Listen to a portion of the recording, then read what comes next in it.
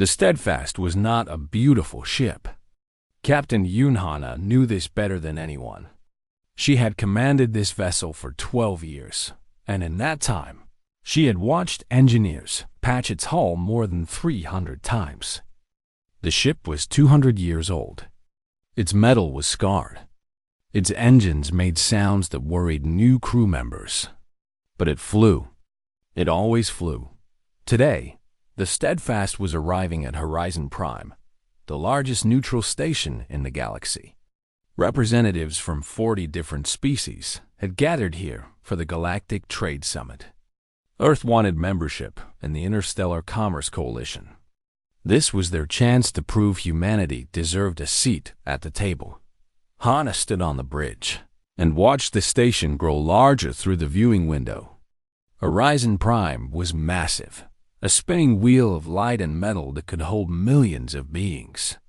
Around it, ships from every corner of the galaxy waited in careful formations. She saw the elegant curved vessels of the Mirren Collective. She saw the crystal ships of the Voss Hegemony. And she saw the Helian Empire's fleet. The Helian ships were perfect. Their hulls gleamed like polished silver. Their weapons were visible even from this distance, rows of plasma cannons that could destroy a moon. The Helian Empire was the most powerful military force in the galaxy, and they wanted everyone to know it. Lieutenant Park Taesu stepped up beside her. He was the ship's chief engineer, a man who knew every bolt and wire in the Steadfast. His uniform was stained with engine grease, as always. "The docking authority is asking about our ship's age," he said. "I think they want to make sure we will not fall apart in their hangar." Hana allowed herself a small smile. "Tell them we have been flying longer than most of their species have had space travel." The Steadfast moved slowly toward its assigned docking port. As it passed the Helian fleet, Hana noticed movement on the largest ship. Someone was watching them. Ambassador Quan Jae-min entered the bridge. He was an older man with gray hair and a calm face. He had spent 30 years in diplomatic service, and nothing surprised him anymore. But even he looked nervous today. "Captain, the summit begins in 4 hours. He said. "Earth's future depends on this meeting. We need full membership in the coalition to access the trade routes." "I understand, Ambassador," Hana replied. "We will represent Earth well." A signal appeared on the communications panel. Ensign Kim Bae-young, the young communications officer, checked the message and frowned. "Captain, we are receiving a broadcast. It is public. Everyone can see it. Put it on screen." The viewing window filled with the image of a Helian officer. He was tall, with blue-gray skin and eyes like cold metal. His uniform displayed the marks of high rank. This was Admiral Vex Torn, commander of the Helian Empire's Third Fleet. "Attention, all vessels," the Admiral said. His voice carried amusement and contempt. "I want to welcome our human friends to the summit. I must say, I am impressed that their ship made it here at all. Tell me, humans, did you find that vessel in a garbage collection site? Or perhaps a museum?" Laughter came through the broadcast. Other Helian officers were enjoying the joke. Hana kept her face calm, but her hands tightened into fists. "I have seen many primitive species try to join galactic society," Admiral Vex continued. "But I have never seen one arrive in a ship that belongs in a recycling facility. Perhaps the humans should go home and practice flying for another century or two." The broadcast ended. Silence filled the bridge of the Steadfast. Ambassador Quan let out a slow breath. "Well, that was unfortunate." "It was an insult," Park Tae-soo said, his voice tight with anger. "They have no right to speak about our ship that way." Hana turned away from the window. Her crew was watching her, waiting to see how she would respond. She could feel their anger and their shame. They had traveled across the galaxy for this summit, and they had been mocked before they even arrived. "The Admiral wants us to react," she said quietly. "He wants us to make a mistake. We will not give him that satisfaction."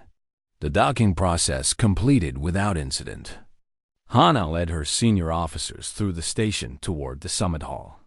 The corridors of Horizon Prime were filled with beings from dozens of species. Most ignored the humans. A few stared with curiosity. And everywhere they went, Helian officers watched them with smirking faces. The summit hall was enormous. A circular chamber with seats arranged in rising levels around a central platform. Earth's delegation was given seats near the back, far from the important positions. The Helian Empire sat at the front. Their admiral, visible to everyone. Ambassador Quan presented Earth's application for membership. He spoke well, describing humanity's achievements, their resources, their desire for peaceful trade. Hana watched the representatives from other species. Some seemed interested. Many seemed bored. And the Helians laughed quietly among themselves throughout the entire presentation. When Ambassador Quan finished, the Coalition's chairman announced that Earth's application would be taken under review. Hana had been in enough meetings to know what that meant. It meant no doubt. As the summit ended, Admiral Vex Torin approached the human delegation. He was even more impressive in person, tall and powerful, his uniform covered with medals and honors. "Ambassador Quan," he said, "I hope you understand that the Coalition has standards. Perhaps in another 100 years, humanity will be ready." "We are ready now," Quan replied calmly. "Your ship suggests otherwise." The Admiral smiled. "Speaking of which, I wanted to inform you that the Helian Third Fleet will be conducting military exercises near your colonial territory. The Kappa Eridani system, I believe. We would not want your people to be alarmed." Hana stepped forward. "Military exercises near our colonies? That seems unnecessary." Admiral Vex looked at her with cold amusement. "It is a demonstration, Captain. We want the galaxy to see what real ships can do. Your presence at the summit has reminded everyone that some species are more advanced than others. We simply wish to reinforce that message." He walked away before she could respond. That night, Hana sat alone in her quarters aboard the Steadfast. The old ship creaked and hummed around her, its familiar sounds a comfort after the humiliation of the day. She thought about Admiral Vex Torin and his perfect fleet. She thought about his mocking laughter and his threat to demonstrate Helian power near Earth's colonies, and she made a decision. The next morning, she sent a message to Earth Command. She requested permission to observe the Helian military exercises. The response took hours, but finally it came. Permission granted. With a warning to maintain distance and avoid incidents. Park Taesu found her on the bridge, preparing for departure.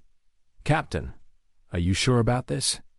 The Admiral will see our presence as a challenge." Hana looked out at the stars beyond the station.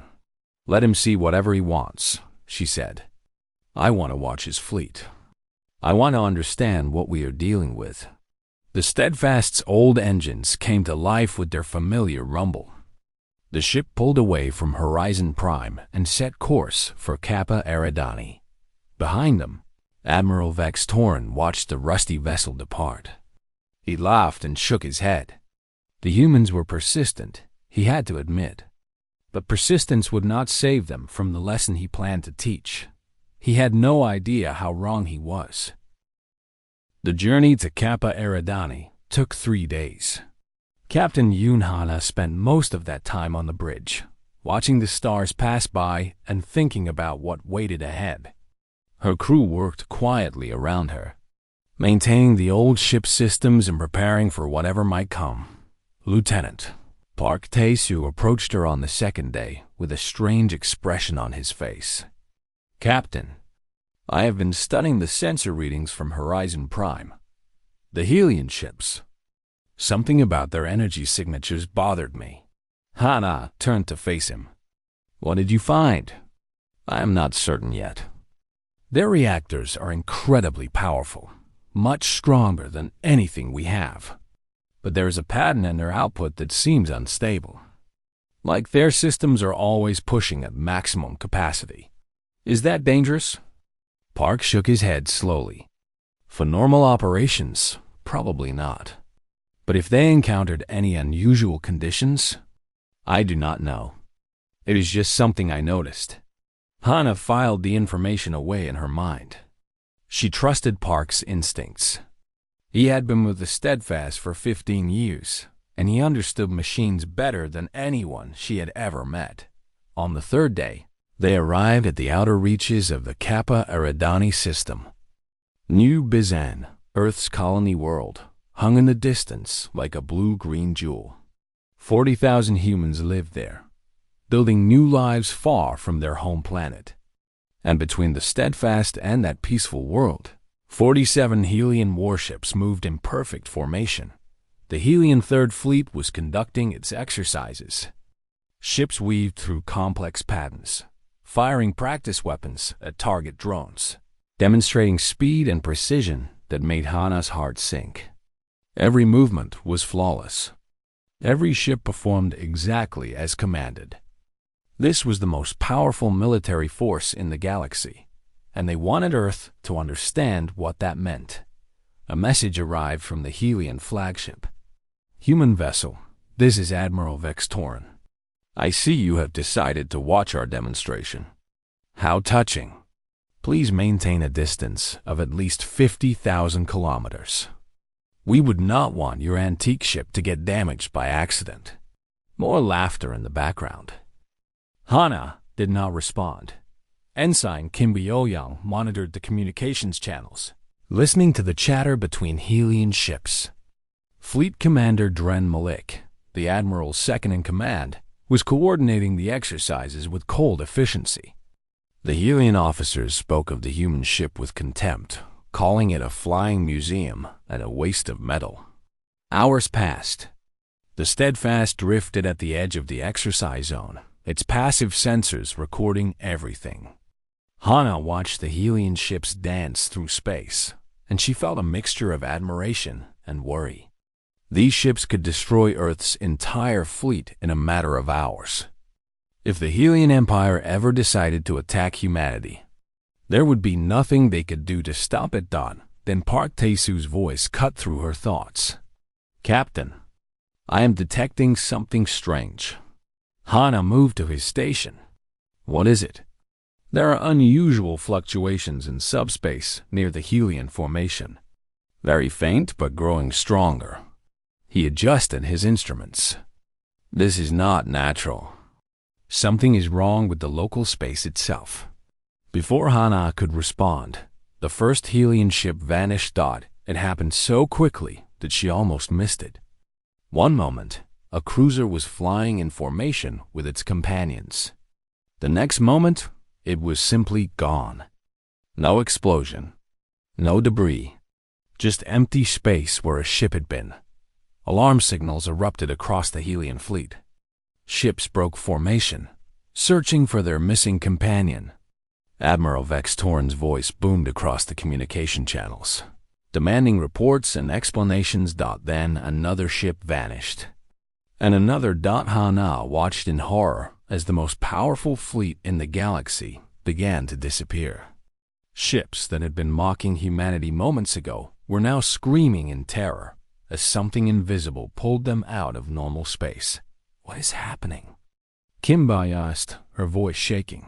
Park was working frantically at his station. There is a massive subspace rift opening in their formation.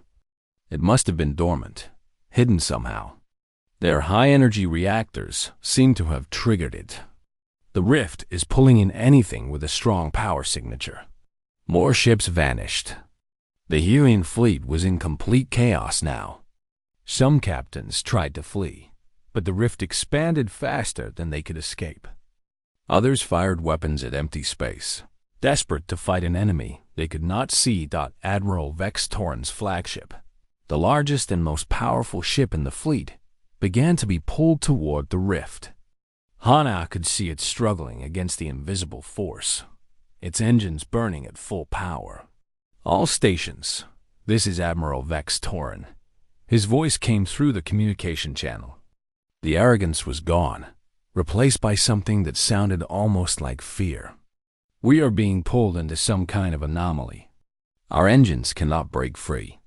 Requesting assistance from any vessel in range. Repeat, we are requesting assistance. The flagship vanished in less than 10 minutes. 47 Helian warships had disappeared from normal space. The exercise zone was empty, except for scattered debris and the Steadfast. Drifting alone in the darkness, silence filled the bridge. The crew stared at their instruments, unable to believe what they had witnessed. "They are gone," Kim Bio-young whispered. "All of them." Park shook his head. "Not destroyed. My readings suggest the ships are still intact, just somewhere else. Trapped in a pocket dimension created by the rift." Hana processed this information quickly. "You are saying they might still be alive?" "Possibly. But I do not know how long that will last. Pocket dimensions are unstable. If they cannot escape, the dimension will eventually collapse and crush everything inside." "Yes, Captain." Hana walked to the center of the bridge. Through the viewing window, she could see the faint shimmer where the rift had formed. It was almost invisible now, but her instruments told her it was still there, still holding 47 ships and thousands of Helian crew members. She thought about Admiral Vex Torin and his mocking laughter. She thought about the humiliation at the summit. She thought about the fleet that had come to intimidate Earth's colony. And then she thought about the thousands of beings trapped in that rift, slowly dying as their pocket dimension collapsed around them. Her crew was watching her. They knew what she was thinking. They also knew it was insane. "Captain," Park said carefully, "our ship might be able to enter the rift. Our reactor is so low-powered that it probably will not register as a target. But once we go in, I cannot guarantee we will be able to get out." "I understand." Kim Bio-young spoke up. "Captain, these are the people who insulted us. They called our ship garbage. They threatened our colonies. Why should we risk our lives to save them?" It was a fair question. Hana considered it carefully before answering. "Because if we leave them to die, we prove that we are exactly what they believed us to be. A primitive species that cannot see past its own pride." She looked at each of her crew members in turn. "We are better than that. We have to be better than that." The bridge was quiet for a long moment. Then Park nodded slowly. "I will prepare the engines for transition." Hana took her command chair and looked at the shimmer in space where an empire's pride had vanished. "They called us garbage," she said quietly. "But garbage is what you throw away when you do not understand its value. Helm, set course for the rift. We are going to bring them home." The steadfast old engines rumbled to life, and the battered ship moved towards certain danger to rescue those who had despised it. The rift looked different up close. From a distance, it had been almost invisible, just a faint shimmer in the darkness of space. But as the Steadfast approached, Hana could see colors moving inside it, strange lights that did not belong in normal space. The rift was like a wound in reality itself. Lieutenant Park Tae-soo was at his station, making final calculations. Dr. Shin Junbai, the ship's physicist, stood beside him, her face pale with concentration. She was a quiet woman who rarely left her laboratory, but today she was essential. "Captain, I think I understand what we are dealing with," Unbai said. "This rift appears to be a trap, possibly created by an ancient civilization thousands of years ago. It remained dormant until high-energy signatures activated it." "The Helian reactors," Hana said. "Exactly. Their ships produce enormous amounts of power. The trap saw them as threats and pulled them into a pocket dimension. It is designed to capture and contain advanced technology. But our ship is not advanced." Unbai almost smiled. "Our ship is barely functional by galactic standards. The trap probably seizes debris or natural space phenomena. We should be able to pass through without triggering any defenses. Should be, Park repeated. That is not the same as will be. It is the best we can do, Lieutenant. Hana made her decision. Cut main power. All non-essential systems go offline. We drift in like a rock falling through space.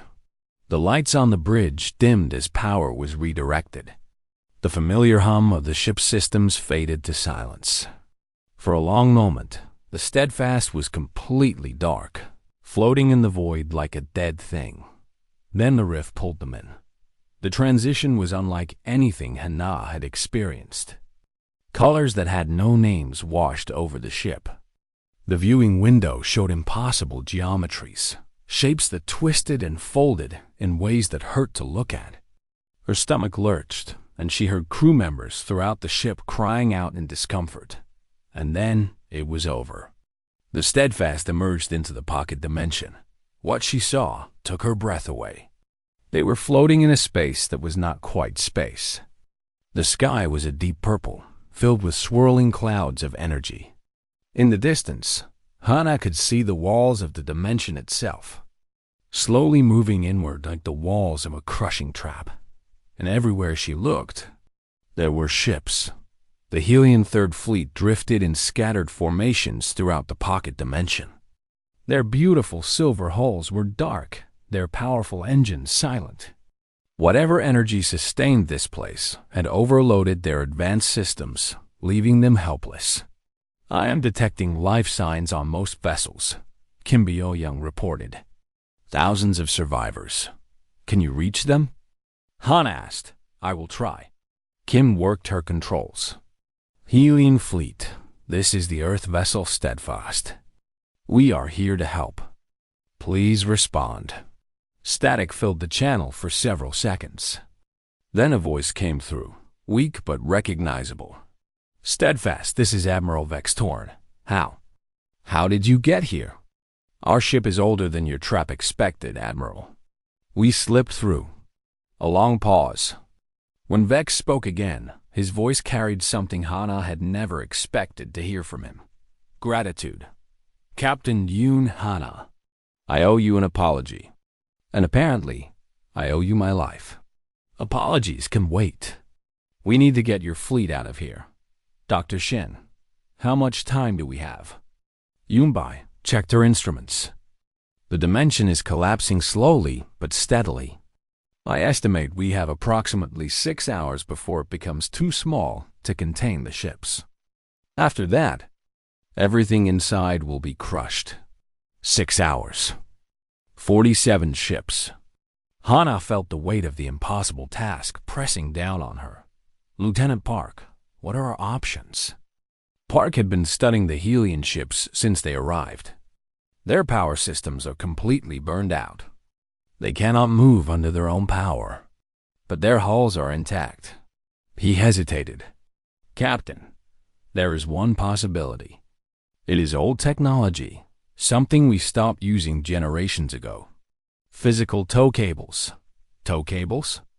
We attach cables to their ships and pull them out. Our engines are undamaged, and the trap seems to ignore us. We could serve as an anchor, dragging them to safety one by one. Chief Petty Officer Nam Dong-wook, the senior technician, stepped forward. I can make it work. We have enough cable and storage for emergency repairs. It will take time to attach them, but it can be done. Hana felt hope spark in her chest. It was a desperate plan, born from old technology and human stubbornness. But it might work. Begin preparations, she ordered. Dr. Shin, calculate the safest path back to the rift exit.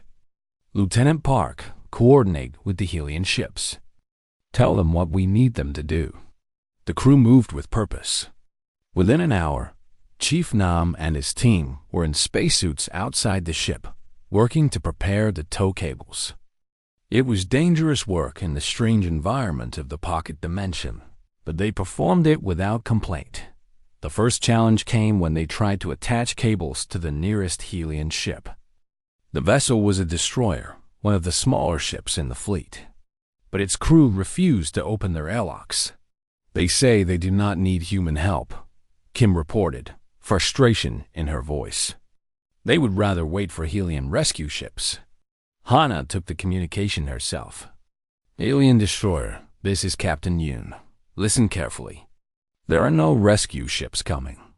No one outside this dimension knows what happened to you. In 5 hours, this place will crush your ship like a can of food. You can die with your pride, or you can let us save you. Choose now. A long silence. Then the airlock opened. One by one, they connected the Helian ships. It was slow, exhausting work. The pocket dimension's strange physics made every movement difficult. Colors shifted constantly, and sometimes gravity seemed to pull in wrong directions. But the steadfast crew adapted. They had spent their careers keeping an old ship alive in hostile space. This was just another challenge. Admiral Vex Torin made contact again as his flagship was being connected. Captain Yoon, I must ask, why did you come for us? After everything I said, everything I did. You had every reason to leave us here. Hana considered the question. Admiral, do you know how old my ship is? 200 years, according to our records. 217. She's been repaired 847 times. She has been rebuilt twice. Every time someone said she should be retired, her crew found a way to keep her flying. Hana paused. We do not abandon things just because they are difficult. We do not give up on people just because they have given up on us. That is what it means to be human. Vex was silent for a long time. When he spoke again, his voice was different, softer. I understand now why we underestimated you. We thought strength was about power and technology. But you have something we forgot to value. What is that? Stubbornness. The refusal to accept defeat. Hana smiled despite herself. We prefer to call it determination, Admiral. Now please prepare your crew for towing. We still have a lot of work to do. 3 hours had passed. 23 ships were connected to the steadfast tow lines. The old ship's structure groaned under the strain, but she held together. She always held together. The walls of the pocket dimension continued to close in. Time was running out. The pocket dimension was shrinking faster now. Captain Yoon Hana could see it happening through the viewing window. The purple sky was darker, closer, pressing in on the trapped fleet like a giant fist slowly closing. They had less than 2 hours left. 31 ships were now connected to the steadfast tow lines. 16 remained. Engineer First Class Oh Soo-min floated outside the ship, attaching cables to another Helian cruiser. She was young, only 24 years old, and she had volunteered for the most dangerous work without hesitation. Hana watched her through the external cameras, moving carefully in the strange gravity of the collapsing dimension. Captain, we have a problem. Lieutenant Park Tae-soo reported from his station. Some of the remaining ships have drifted too far. Their positions are near the edge of the dimension, close to the collapsing walls. Hana studied the sensor display. 8 ships had drifted into dangerous territory. If they tried to reach them, the steadfast would be at risk. Can we extend our tow range? Not safely. The cables are already under maximum strain. Chief Petty Officer Nam Dong-wook's voice came through the internal communication system. Captain, I might have an idea. If we use manual navigation, we can guide the cables to more distant ships. But someone will need to go out there and physically attach them. That would mean working in the collapse zone, Park said. The energy distortions there could kill anyone in a spacesuit. I will do it, Soo-min's voice came through. She had finished her current task and was already moving toward the more distant ships. I can reach them. Hana wanted to refuse. The risk was too great. But she looked at the sensor display and saw the life signs on those 8 ships. Hundreds of Helian crew members who would die if no one tried. Su-min, proceed with extreme caution. If conditions become too dangerous, you retreat immediately. That is an order. Understood, Captain. Su-min activated her suit's thrusters and moved toward the edge of the dimension. The helium crew members watched her through their windows, disbelief on their faces. This young human was risking her life to save them. On the bridge, Park worked on a different problem. Captain, I need to explain something to Admiral Vex. Our towing method requires his ships to completely surrender control to us. Some of his officers are resistant. Hana opened a channel to the Helian flagship. Admiral Vex, we need full cooperation from all your vessels. Any resistance will slow us down. I am working on it, Captain. My officers find it difficult to accept help from forgive me, a species they considered inferior. Tell them they can feel superior again after we save their lives. Right now, they need to do exactly what we tell them. A new voice joined the channel. It was Fleet Commander Dren Malik, the Admiral's second-in-command. Captain Yoon, I have a question. Your ship is old and slow. Your technology is primitive. How are you certain you can pull 30 ships through the rift? Hana had expected this question. She had asked it herself. Commander, our ship has survived things that would have destroyed your entire fleet. Not because she is strong or fast, but because we never give up on her. She paused. New ships trust their technology to protect them. Old ships teach their crews that nothing protects you except hard work and stubbornness. That is why we will succeed. Park looked up from his station. Captain, I should also mention that our engines are designed for steady, continuous output. The Helian ships use burst power, which is more impressive but burns out quickly. For a long, slow pull through hostile space, our design is actually better. Hana smiled. You see, Commander, sometimes being old is an advantage. Dren Malik did not respond, but the resistance from his officers decreased. Sometimes action spoke louder than arguments. Outside the ship, Su-min had reached the first of the distant vessels. Her spacesuit was being battered by energy waves from the collapsing dimension, but she kept working. She attached the cable, secured it properly, and moved to the next ship. Su-min, your suit is showing damage, now warned through the communication channel. You should return for repairs. I will return when I have finished, Chief. 4 more ships to go. The young engineer worked for another hour. The conditions around her grew worse with each passing minute. Energy waves struck her suit with increasing force. Warning lights flickered inside her helmet. But she refused to stop.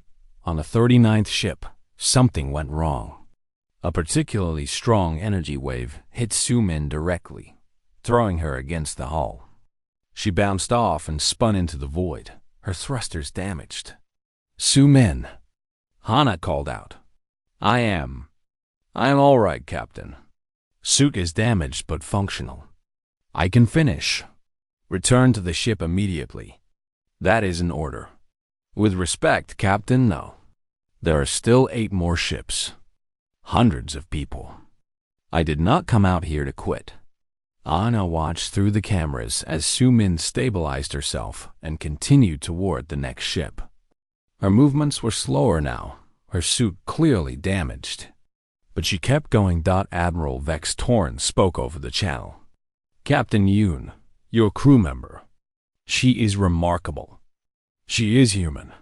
Hana replied simply. Su-min connected the remaining ships one by one. By the time she attached the final cable, she was barely able to move. Her suit's oxygen was running low, and she was injured in ways she had not reported. But when Nam finally pulled her back into the Steadfast, she was smiling. 39 ships connected. Captain, she reported weakly before collapsing. The medical team rushed her to the ship's small medical bay. Dr. Shin Yunbai examined her and reported multiple fractures and internal injuries.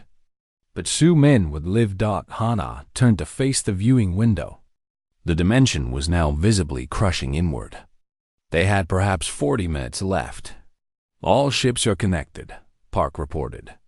But Captain, I have run the calculations. Our engines are powerful enough to move 39 ships, but not quickly.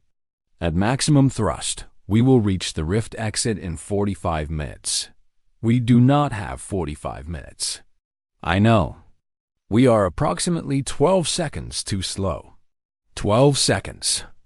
After everything they had done, everything they had risked, they would fail by 12 seconds.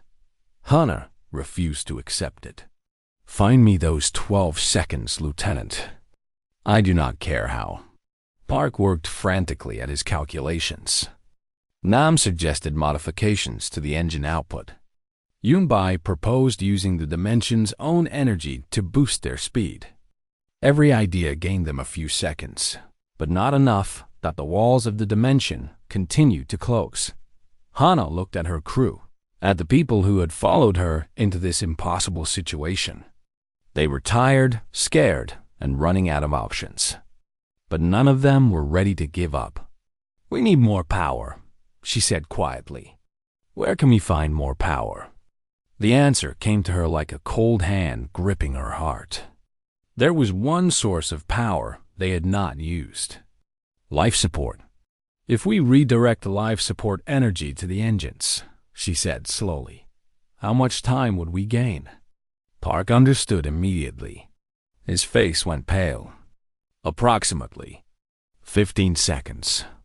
But Captain, that would mean shutting down air circulation. Everyone on this ship would have to hold their breath for the final push. Hana looked at the dimension closing around them. She looked at the 39 ships filled with healing crew members who had mocked humanity just days ago. She looked at her own crew, who had already given so much. Prepare to transfer, she said, and tell Admiral Vex Torn what we are about to do. Admiral Vex Torn received Captain Yun Hana's message with disbelief. You are going to just shut down your own life support? For us, we need 15 seconds, Hana replied calmly. This is how we get them. But your crew will not be able to breathe. If anything goes wrong, if the transition takes even slightly longer than expected, you will all die. Then we will have to make sure nothing goes wrong. The Admiral was silent for a long moment. When he spoke again, his voice was thick with emotion. Captain, I have commanded fleets across 100 star systems. I have seen courage and foolishness from every species in the galaxy. But I have never seen anything like this. Admiral, we are running out of time. I need you to trust us. I trust you, Captain. I trust all of you.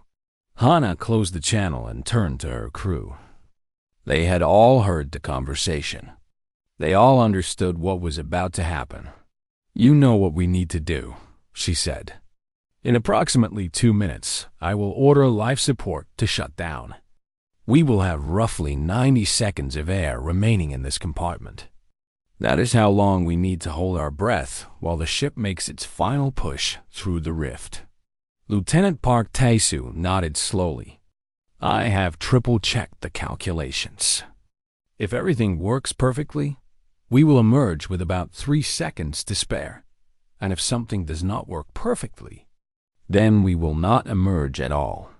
Hana looked at each of her crew members. Ensign Kim Bo-young was pale but determined. Chief Petty Officer Nam Dong-wook had the calm expression of a man who had faced death before. Dr. Shin Yunbai was quietly preparing emergency procedures. And in the medical bay, Oh Soo-min was being strapped down, too injured to participate but refusing to be left behind. I will not order anyone to do this, Hana said.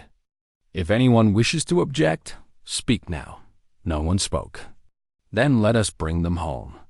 The Steadfast's engines rumbled as they prepared for maximum thrust.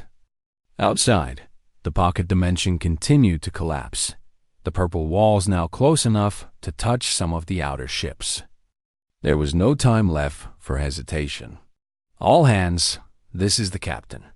Brace for emergency maneuvers. Life support will be shutting down in 30 seconds. Take deep breaths and hold them on my mark. Hana watched the countdown on her display. 20 seconds. 15. 10. Take your breath now. She filled her lungs with air, feeling the familiar oxygen of her ship one last time. Around her, her crew did the same.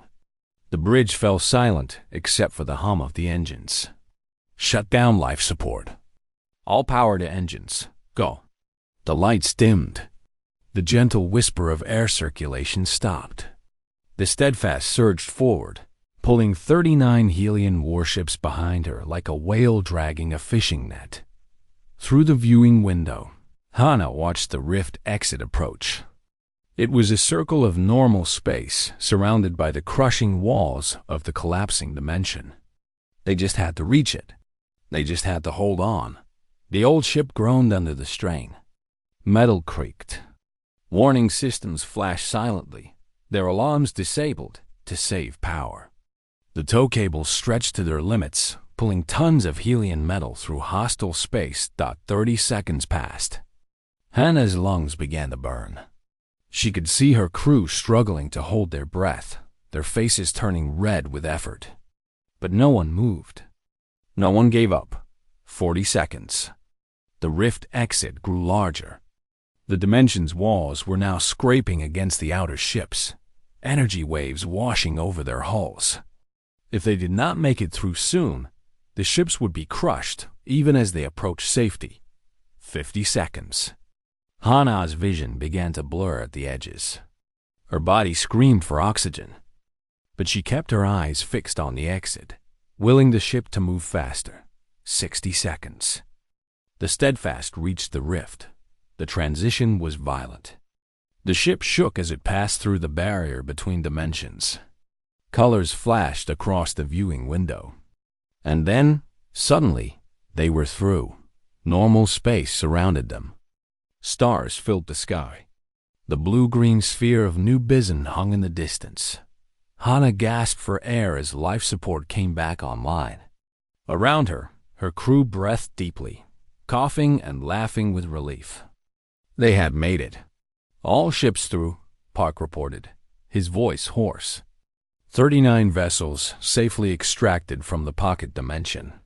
Behind them, the rift collapsed completely, sealing away the trap that had nearly killed them all. Hana slumped in her command chair. The Steadfast was badly damaged. Her hull cracked in a dozen places, her engines barely functional. But she had done her job. She had saved them all. The first Helian rescue ships arrived an hour later. They found their admiral's fleet being towed by a vessel that looked like it should have been scrapped centuries ago.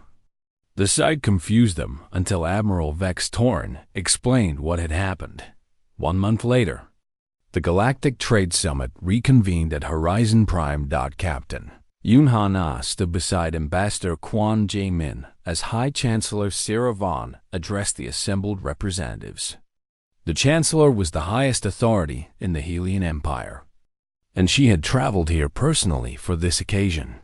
1 month ago, the Helian Third Fleet vanished into an anomaly that should have killed them all, Sarah Vaughn said. Her voice carried through the silent chamber. They were saved by the crew of a human ship, a vessel that we had mocked as primitive and obsolete. That crew risked their lives for people who had treated them with contempt.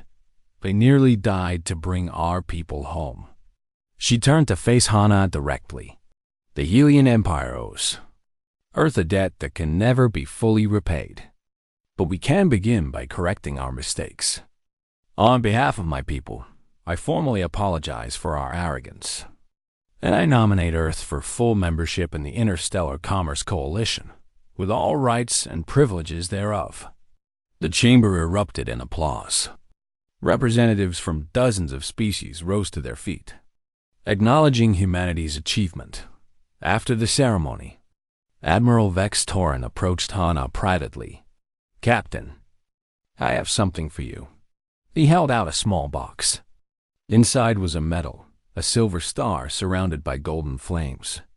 This is the Helion Star of Valor. It is our highest military honor.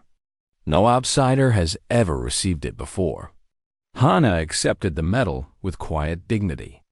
Thank you, Admiral. But I did not do it alone. My entire crew deserves this honor. They will receive their own recognition.